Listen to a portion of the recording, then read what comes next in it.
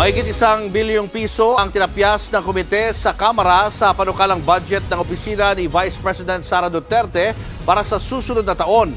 Sa kabila nito, nanindigan ang bise na kaya nilang magtrabaho, may budget man o wala. Nasa frontline ng balitang yan, si Marian Enriquez. Formal nang tinapyasan ng House Committee on Appropriations ang panukalang budget ng Office of the Vice President. Halos 1.3 billion pesos ang binawas ng komite sa orihinal na budget na hinihingi sana ng opisina ni Vice President Sara Duterte para sa susunod na taon. Mula sa higit 2 billion pesos, mahigit 733 million. Grabe to, no? Ang laki ng tinapyas do sa OBP budget, no? So, hindi na nga nila ginawa yung para sa, alam mo yun, yung bagay na, doon sa, ano, diba, sa, dati doon sa libro, diba, yung sa, ano, ng DepEd. Dati, nung DepEd, ayaw din nila.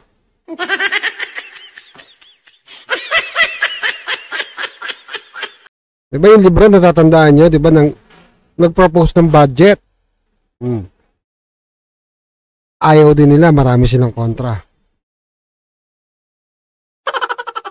Ito ngayon, budget ng OBP, ng Office of the Vice President. So, tinapyasan, so napakalaki ng tinapyas. Diba? Tuloy natin to. Pesos na lang ang itinira ng komite sa budget ng OVP. Ayon kay Appropriations Committee Senior Vice Chairperson Stella Kimbo, nagdesisyon silang ibigay na lang ang ibinawas na pondo sa social programs ng ibang ahensya. Kabilang dyan ang Assistance to Individuals in Crisis Situations o AICS program ng DSWD at Medical Assistance to Indigent and Financially Incapacitated Patients program ng DOH.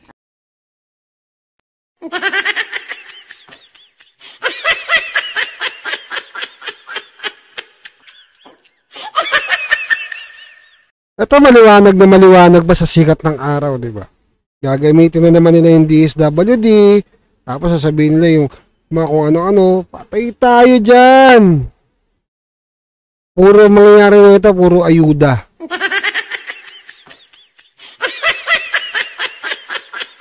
Republic of Ayuda. Yan ang mangyayari sa atin. Tinuturuan niyo yung Pilipino maging tamad.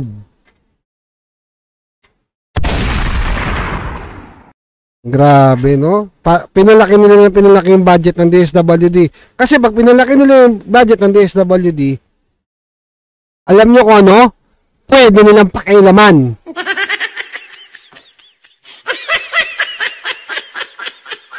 Real talk. Hindi nila mapakialaman ang budget pagka nasa Office of the Vice President na. Diba? Parang binaligtad lang nila. Oh, dito kayo sa DSWD. Dito kayo, dito. Meron kang 5,000.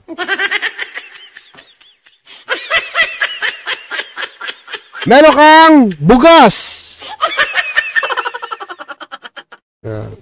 Ganun mga style ba? Puro paayuda. Tapos bigay ka ganito sa mga ano. Bakit ang OBP ba walang tinutulungan? Marami yung tinutulungan ng OBP, lalo na yung mga satellite office. Hindi lang yung satellite office kung saan dahil kahit sa mga probinsya, meron mga satellite office. Di ba may nabasa nga tayo, tinutulungan sila eh.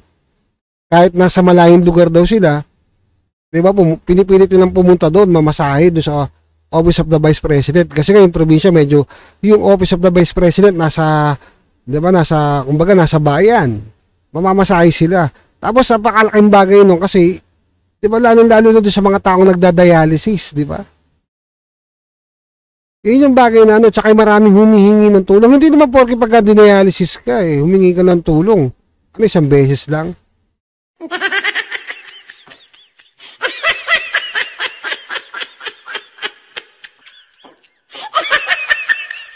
Tsaka yung mga bagay na ano, pag humihingi rin ng tulong, di ba, yung sa serbisyong medikal, lalo-lalo na yan. Ang daming humihingi ng tulong yan. Hindi lang yan, may mga humihingi pa ng tulong kagaya ng mga, di ba, mga financial. May mga humihingi ng tulong na gano'n sa OBP. Tapos ito, dilipat na naman nila sa DSWD.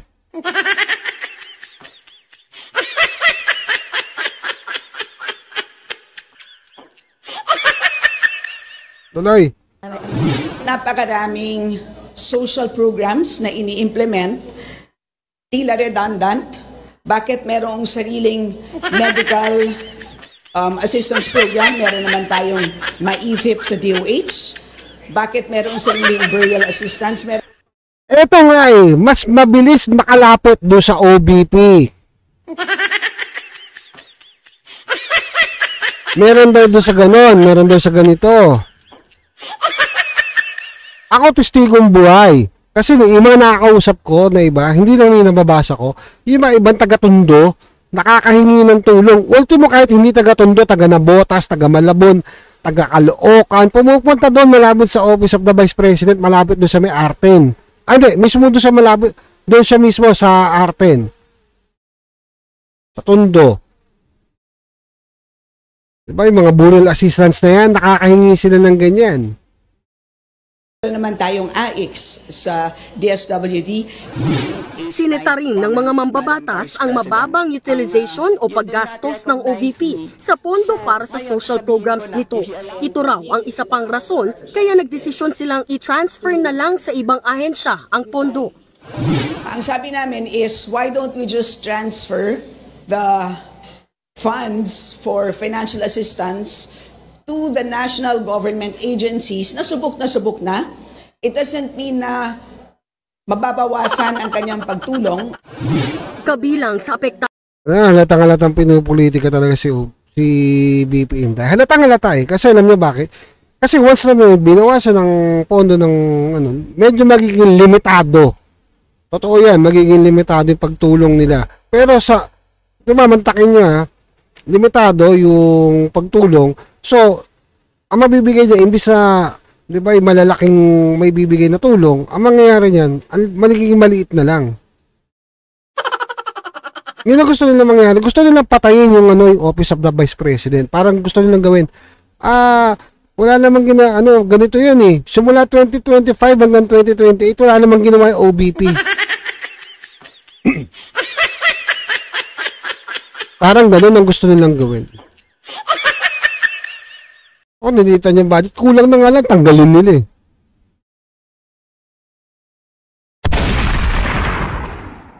Alam mo, tapos sila, tanungin mo, saan nila dinadala yung mga pondo na yan, yung mga congressman na yan?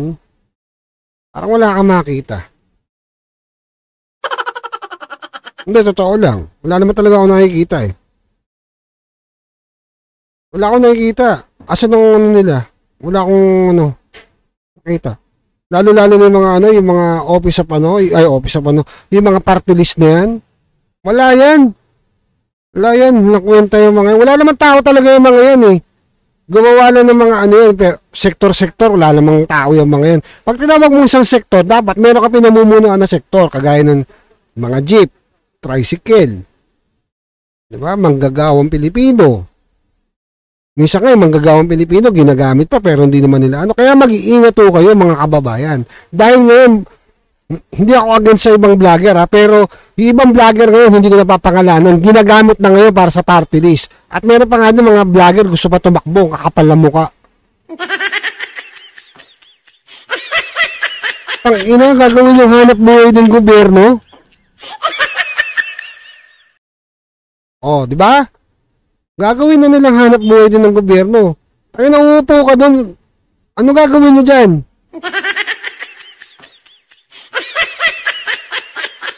Hindi siya pagmamaliit. Inang bansang to, wala nang patutunguhan. Pati vlogger, pumapasok na sa politika. Dati, artista lang eh. Ganun kadami ng bobo sa Pilipinas. Tuwan-tuwa pa sila. Kesyo nakakatulong daw. Nakakatulong! Oo, nakakatulong. Pero mas maraming balik sa kanila. Pwede kang tumulong kahit walang camera. Tuloy natin to. Ng budget cut ang operating expenses ng OVP sa susunod na taon, gaya ng pondo para sa supplies, ayuda, pambayad sa utilities at renta sa 10 satellite at 2 extension offices ng BICE. Minabuti po naming balik po siya sa levels ng 2022 na kung saan ang Mampakin nyo sa haba ho ng panahon, hindi ko na mababanggitin ko ano edad ko.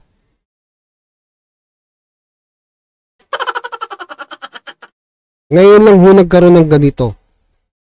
Na pag-ano sa Office of the Vice President, hindi nangyari kay Robredo, hindi yan nangyari kay Nolo de Castro. Sino pa yung mga ano? Ba? Ginggona nga ba yun? Yung kay, ano? Basta, hindi mo nangyari sa mga dating OVP. May pagdinig, pero saglit lang, hindi ganito. Diba? Masyadong, ano na, diba? Ang dating parang pinipersonal na talaga. Personalan. Tuloy. Vice President natin noon only maintained a single office. Bahala na po sila doon. Kung magka-cancel po ba sila ng contracts, kung sila po ba ay take in ng donations, that is completely up to them how they will implement or execute the budget. Unang lumutang ang mungkahing tapyasan ng budget ng OVP matapos hindi siputin ni VP Sara at ng mga opisyal ng kanyang tanggapan ang ikalawang hearing noong Martes.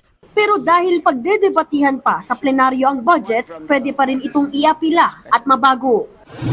Malinaw po na napakarami pong tao na involved dito po sa pag-aproba ng budget. Hindi lang po 2 tao. And of course, after the budget is approved, alam naman po... Hindi lang daw sa 2 tao, no? Uy, nako. Tapos sa presidente. Walang ganyang senaryo. Natin, ang budget execution is solely by the executive. Ano man ang kahinatnan ng pondo ng OVP, una nang nanindigan si VP Sara na tuloy pa rin ang trabaho nila kahit magkano ang makuha nila. Handa kami, handa ako sa Office of the Vice President na magtrabaho kahit walang budget. Kayang-kaya namin na magtrabaho kahit walang budget. Nagbabalita mula sa... Oh, yun yung sinabi, di ba? Tuloy, nga, yung post, ni VP Inday, ayan, ang liwanag, di ba? Handa kami, handa ako sa Office of the Vice President na magtrabaho kahit walang budget. Maliit lang yung opisina namin, maliit lang yung operations namin, kaya kayang-kaya namin magtrabaho kahit walang budget.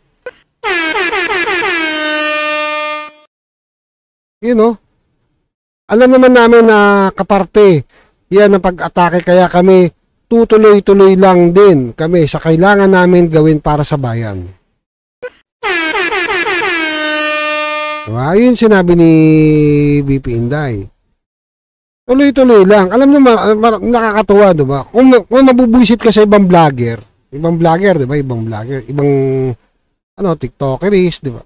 Mababad trip ka sa mga animal na yun eh. Bila pumapasok sa politika. Ay naman, lupit pa yung papasukin yung trabaho ng isang mambabatas, gagawa ng batas. Wala ka binabanggit na pangalan, ha? Kahit na siguro yung pagtakbo mo bilang konsel, gagawa ka pa rin ng batas. Matik yun, gagawa ka ng batas na, konsel ka eh. Gagawa ka ng ordinansa. Ang tanong, paano gagawa ng ordinansa yan? Ano alam?